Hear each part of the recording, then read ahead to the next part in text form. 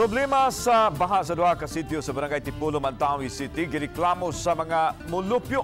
Tutukan nato kini sa ipabisdak mo. Niadtong nakalabayng semana nakasinati og pagbaha ang pipila ka mga dapit sa Subo. Apil na ang dakbayan sa Mantawi.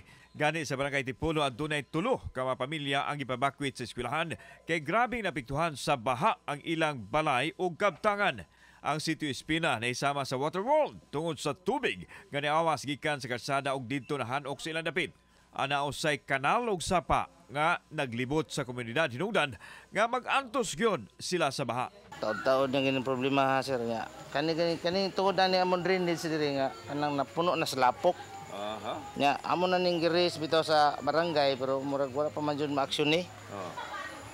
Hinaot unta nga ma-aksyon na ni. Gamay ng uwan, dali jud kayo siya mo dako ang baha.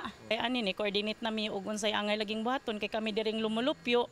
Portigid namong pagsakripisyo gyud unya mo to ang barangay gi kuan na naman sad mi ingnan mi nga ipaabot sa dito sa Mandawi. Nahadlok sila nga moresulta kini sa dugang pang mga problema sama-sama balatian nga motakboy ilabi na sa mga bata. Busa na hinaot sila nga mahatagan og malungtaron nga solusyon ang ilang problema.